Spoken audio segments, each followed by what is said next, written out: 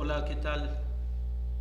Queridos amigos, hermanos todos de esta parroquia de Nuestra Señora del Patrocinio de Guanajuato. Buenas tardes a todos. Hoy es martes de clase. Hoy es martes de nuestra escuela de formación y saludamos muy cordialmente, como cada semana, a todos y cada uno de nuestros alumnos que, distribuidos en los distintos sectores de nuestra parroquia, nos hacen el favor de acompañarnos y de conectarse con nosotros. Asimismo, un saludo a todos los formadores y maestros que aún en la distancia siguen pastoreando y siguen estando al pendiente de cada uno de nuestros grupos. Nosotros continuamos nuestro itinerario en este módulo dedicado a la Virgen Santísima, Madre del Señor, y queremos invitarlos para que sigamos adelante, sigamos itinerantes, al mismo tiempo que vamos consolidando nuestra fe en María. También vamos depositando cada vez más nuestra confianza en ella, porque ella es nuestra Madre, porque ella es nuestra segura intercesora. Así pues, sean todos bienvenidos y vamos a iniciar, como siempre, con nuestro momento de oración, poniendo a María Santísima como especial protección y socorro para cada uno de nosotros. Con la oración del Papa Francisco, los invito a que iniciemos esta tarde de estudio. En el nombre del Padre, y del Hijo, y del Espíritu Santo. Amén. Oh María, tú resplandeces siempre en nuestro camino como un signo de salvación y esperanza. Nosotros confiamos en ti, salud de los enfermos, que junto a la cruz estuviste asociada al dolor de Jesús, manteniendo firme tu fe. Tú, salvación de todos los pueblos, sabes de qué tenemos necesidad y estamos seguros que proveerás para que, como en Caná de Galilea, pueda volver la alegría y la fiesta después de este momento de prueba. Ayúdanos, Madre del Divino Amor, a confiarnos a la voluntad del Padre y a hacer lo que nos dirá Jesús, que ha tomado sobre sí nuestros sufrimientos y ha cargado nuestros dolores para conducirnos a través de la cruz a la alegría de la resurrección. Amén. Bajo tu amparo nos acogemos, Santa Madre de Dios. No desprecies las oraciones que te hacemos en nuestras necesidades. Antes bien, líbranos de todo peligro, oh Virgen gloriosa y bendita. Amén. En el nombre del Padre, y del Hijo, y del Espíritu Santo. Queridos amigos, nos encontramos ahora en la lección número 13. El tema de hoy está titulado María, Reina y Mediadora. María es invocada en la Iglesia con otros títulos, aparte de los que ya hemos venido estudiando. María es para nosotros abogada, auxiliadora, socorro y mediadora. Pero antes de comenzar con el contenido de nuestra lección, conviene pues que nos enlacemos con lo que vimos la semana pasada y al mismo tiempo nos planteemos el objetivo para el estudio de esta tarde. Miren, ahí en el enlace ustedes se encuentran y recordamos juntos cómo en el tema anterior, ustedes y yo reflexionamos sobre la relación que tiene María con la Iglesia. Abordamos este título de María, Madre de la Iglesia, y al mismo tiempo estudiamos cómo se nos invita a imitar las virtudes de María como una garantía de una verdadera devoción hacia ella. Ahora, en la presente lección, veremos otros títulos dados a la Madre de Dios y también las razones que ha llevado a la Iglesia para nombrarla con esos títulos. Y como objetivo nos planteamos el siguiente: identificar las razones por las que nosotros invocamos a María como abogada, como auxiliadora de los cristianos, como reina y como madre. El encuentro con la palabra, ahora lo centramos en dos textos del Nuevo Testamento. El primero se refiere al libro de la Revelación o libro del Apocalipsis del apóstol San Juan, y el segundo está referido a la primera carta del apóstol San Pablo a su discípulo Timoteo. Veamos qué dice la palabra divina. Dice San Juan: y la mujer dio a luz un hijo varón, el que ha de regir a todas las naciones con cetro de hierro.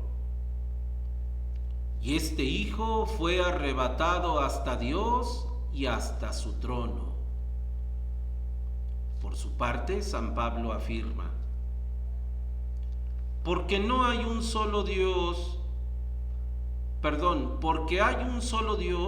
y también un solo mediador entre Dios y los hombres, Cristo Jesús, hombre también que se entregó a sí mismo como rescate por todos.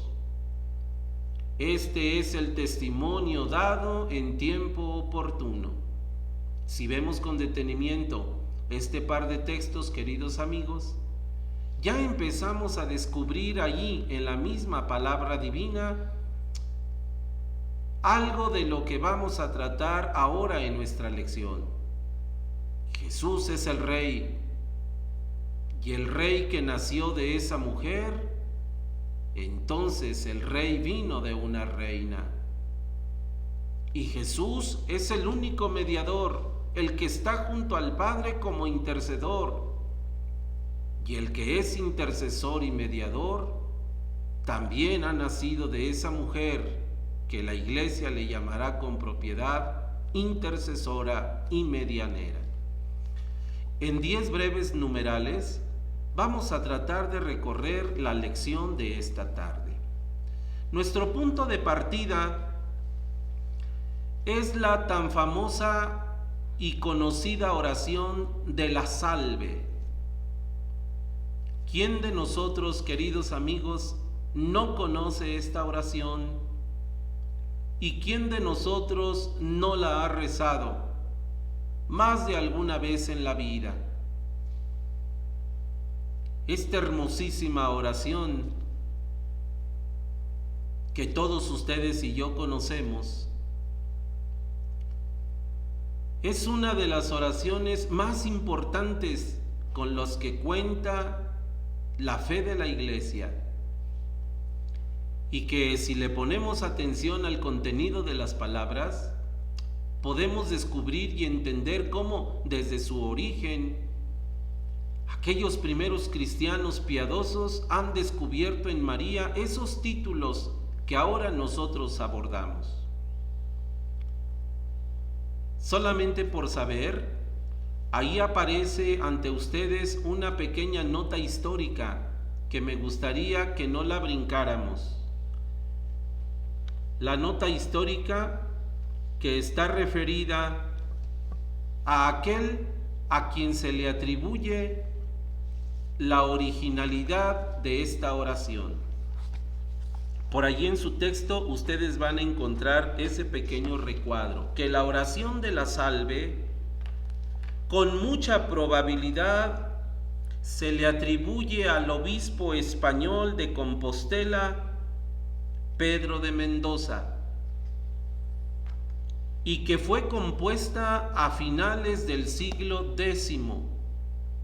Pues bien, desde el siglo X la Iglesia cuenta con esta hermosa oración, y que más adelante lo vamos a entender, que por su belleza y por su contenido teológico, esta oración fue acogida con mucha propiedad por la Iglesia Católica.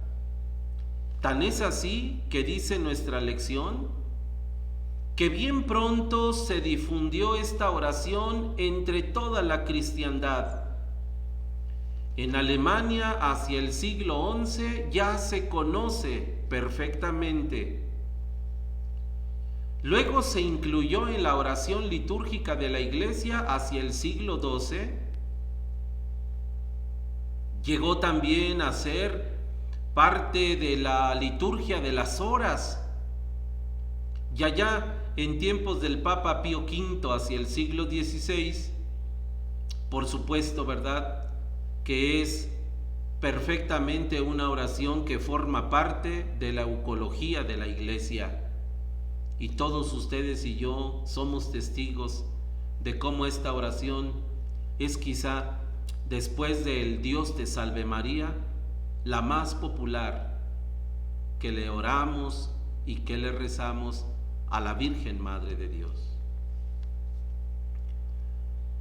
Si nos detenemos con mucho cuidado en la oración de la salve, lo primero que encontramos en esta hermosísima oración es que se le atribuyen títulos muy propios a la Virgen María. Lo primero que decimos de María en la oración de la salve es Reina y Madre. Ya desde el siglo X, a María se le nombra en la oración con este título, Reina.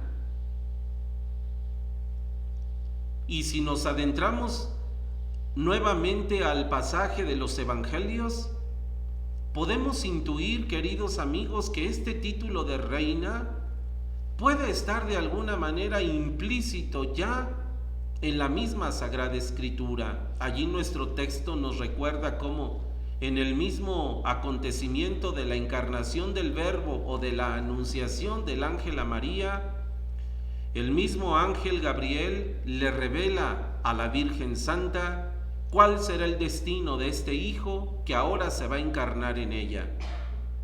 Él será llamado el Hijo de David. Él va a reinar sobre el trono de David, reinará sobre Judá, su reino no tendrá fin. El Hijo de la Virgen, el Hijo de la Madre será rey. Y más adelante, pues nosotros lo vamos a poder constatar de las mismas palabras de Cristo. Jesús mismo proclamará solemnemente, soy rey, en el mismo día de su juicio y de su muerte. Por supuesto que es a través de Jesús, el único rey y soberano de toda la creación, como Dios ejerce su realeza entre los hombres. Jesús con toda propiedad es Rey de reyes y Señor de señores.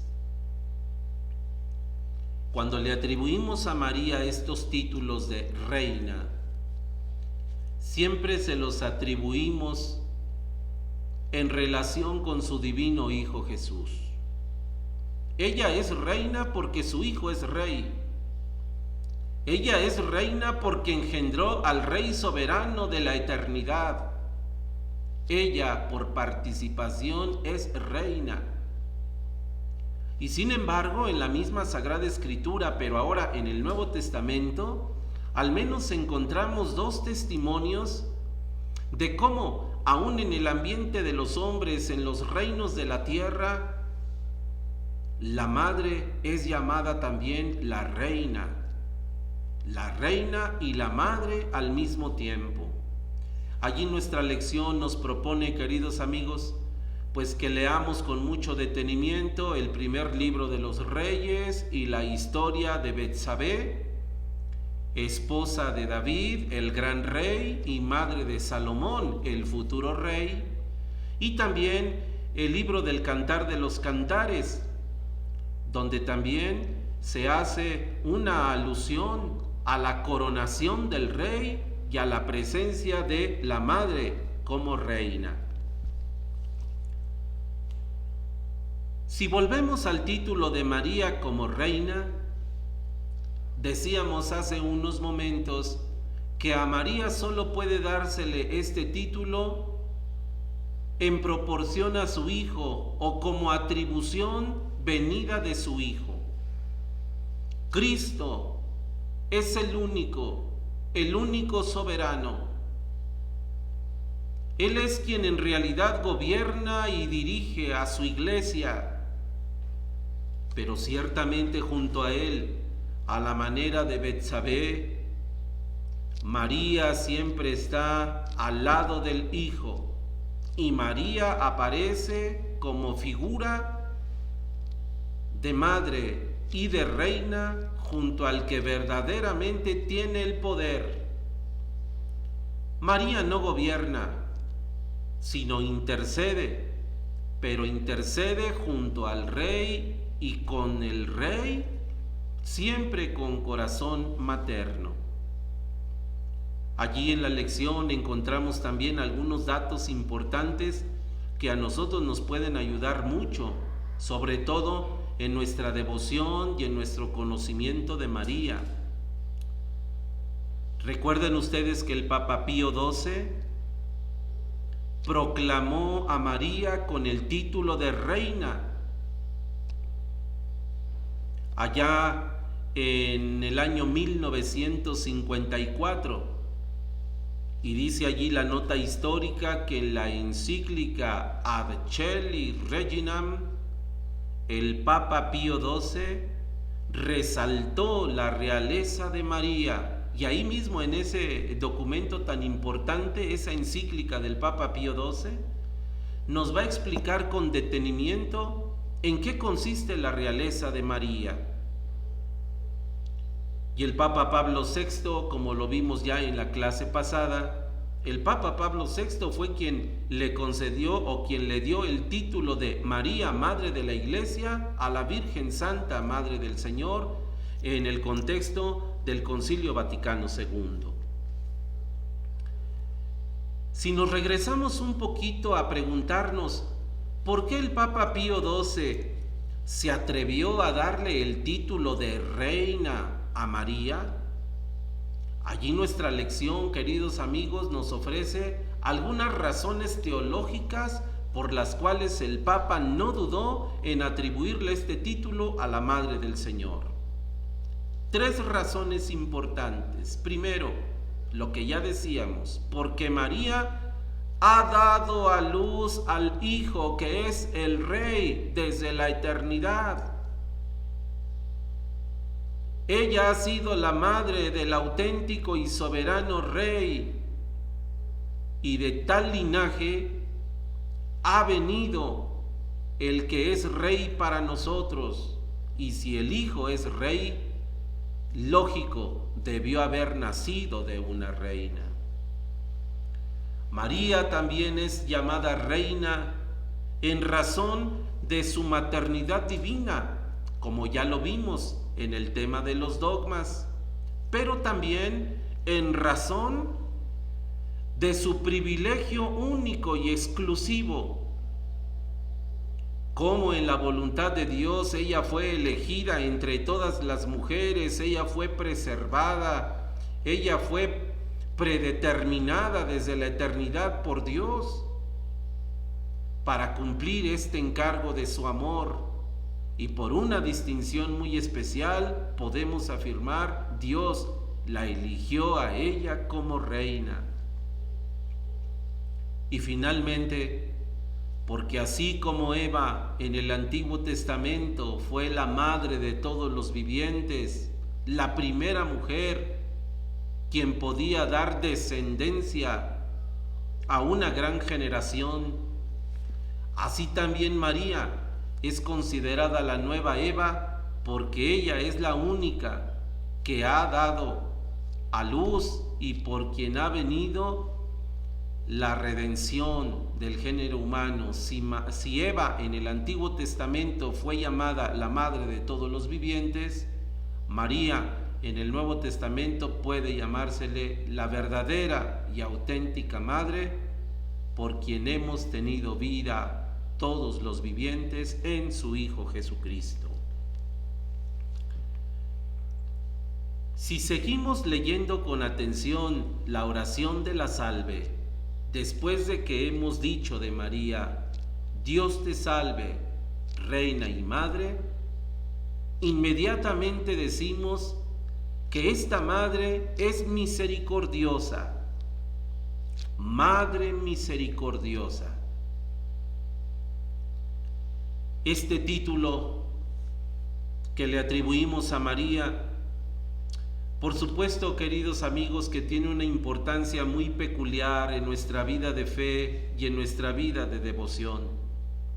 Sabemos por el mismo testimonio de la Sagrada Escritura, pero luego por 2000 años de historia cristiana, que María es la bendita Madre que ha estado al principio de la Iglesia naciente, que ha acompañado a sus hijos y que los sigue acompañando en todo momento. María, como luz que acompaña nuestro camino, como guía eficaz y amorosa, a tal grado, pues, de que a María la invocamos con estos títulos dentro de la letanía del Santo Rosario: la Madre de la Misericordia, la Madre que acompaña en todo momento a sus hijos. María es Madre, y lo hemos estudiado, por supuesto, ya en las distintas lecciones que nos han antecedido. Sabemos por qué razón afirmamos contundentemente que María es también Madre nuestra. No en el orden biológico, sino en el orden espiritual. María ha engendrado al Hijo. María ha dado a luz al primogénito. María ha sacado de su vientre al que es la cabeza de la Iglesia. Pero Cristo no solamente es el Verbo, Cristo también son sus miembros. Cristo es la cabeza y la Iglesia es su cuerpo. En este sentido, María es madre de Cristo, pero también es madre espiritual de todos los que somos hermanos de Jesús.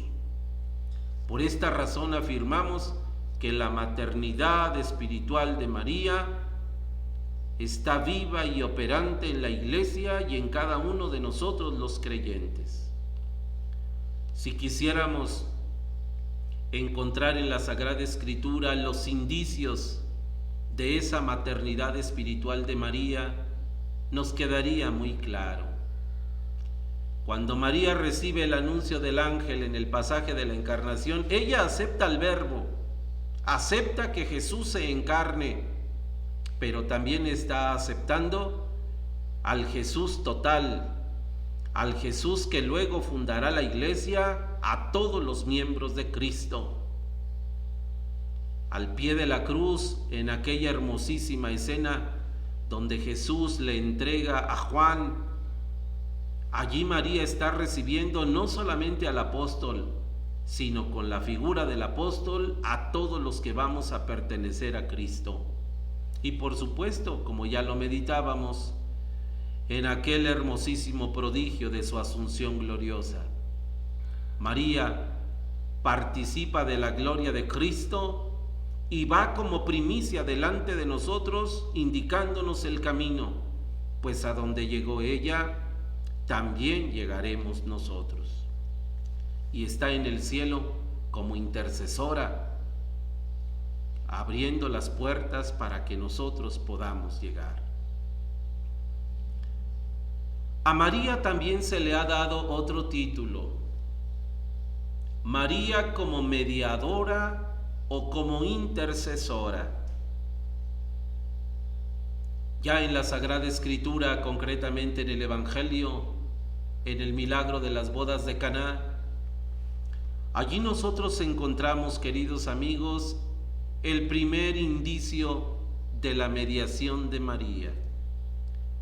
Recuerden ustedes la tragedia de aquellos jóvenes esposos que se quedaron sin vino y cómo la Santa Señora sale pronta hacia su Hijo Jesús para interceder por aquellos que están en la necesidad.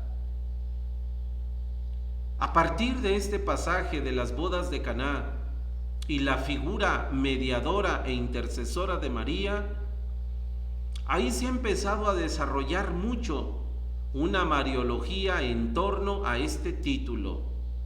María verdaderamente juega un papel importante como intercesora, como mediadora, como auxiliadora. Y lo volvemos a ver, por supuesto, en el libro de los Hechos de los Apóstoles, en la iglesia naciente, ella estando en medio de la comunidad, orando con ellos, orando por ellos. Esto ya lo hemos estudiado en lecciones pasadas.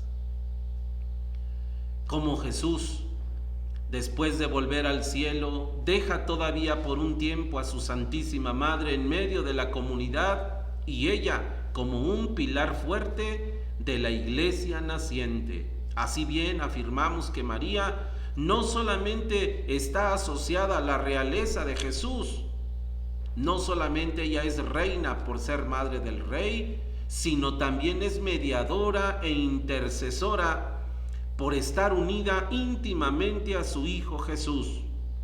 María, madre del Hijo, intercede también por los hijos. Yo los invito, queridos amigos, a que en la lección que ahora nos ocupa, no pasemos por alto este hermosísimo texto de la Constitución Dogmática sobre la Iglesia, la Lumen Gentium, que al hablar de María Santísima en el número 62, expresa lo que hemos venido diciendo con estas hermosas palabras.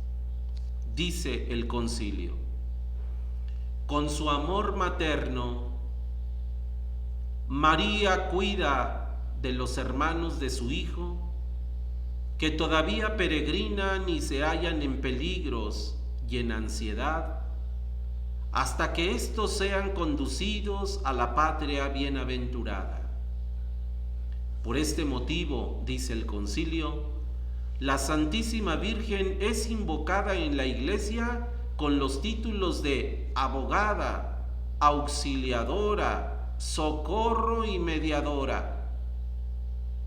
Dice el concilio, lo cual, sin embargo, ha de entenderse de tal manera que no reste ni añada nada a la dignidad y eficacia de Cristo, único mediador. Vean ustedes cómo el concilio tiene mucho cuidado, sí, en exaltar todas las virtudes y los títulos de María, pero nunca por encima del Hijo, nunca igualándola al Hijo. El concilio deja muy en claro que estas virtudes y estos títulos que le damos a María son en relación a su divino Hijo y como los méritos que de su Hijo le vinieron a ella. Nos queda perfectamente claro por el testimonio de la Sagrada Escritura, por la carta a los Hebreos, por la carta del apóstol San Pablo a Timoteo, que el único mediador es Cristo, solo Él. Él es el único que puede dar la cara delante del Padre y Él es el único que puede interceder por los hombres ante el Padre. Jesús, como lo dice la carta a los Hebreos, es el verdadero mediador de la nueva alianza. Y sin embargo, esta mediación que Jesús hace delante del Padre, Jesús también la otorga a quienes van a ser sus continuadores aquí en la tierra, a sus apóstoles, a sus ministros, pero de una forma muy especial también hace partícipe a María de esta mediación. Allí en nuestra lección nosotros vamos a encontrar un poquito esta palabra del mediador. Yo los invitaría, queridos amigos, a que ustedes buscaran por allí en un diccionario de Biblia, en un diccionario bíblico, qué significaba la palabra mediador en el Antiguo Testamento y por qué en el Nuevo Testamento se le atribuye a Cristo esta palabra. Solo les adelanto que el mediador era algo así como un árbitro, como una persona elegida de forma imparcial para que pudiera resolver un problema entre dos partes. Muchas de las veces esas dos partes eran entre iguales, pero en otras ocasiones, pues esas partes representaban una notoria desigualdad. Por eso se llamaba a un mediador, que fuera hacia un lado y hacia otro, que negociara de un lado para otro, que lograra la pacificación en un lado y en otro. El mediador era el que lograba poner la paz en medio de un conflicto. Bueno, con esta pequeña exégesis de la palabra, podemos entender por qué Jesús es con razón llamado el único mediador. Amigos, ¿quién podía poner paz entre el pecado del hombre y Dios? ¿Quién podría ser llamado árbitro entre estas dos partes? Allí, la carta a los Hebreos, que les aconsejo también que la lean, es una carta muy breve, tiene toda una teología y toda una cristología sobre la mediación de Jesús. Por tal razón, afirmamos también nosotros, y así lo confesamos, que el único que verdaderamente puede dar la cara por nosotros ante Dios es Jesús, y que el único que verdaderamente nos ha puesto en paz delante de Dios es Cristo con su sacrificio. Él es el verdadero mediador.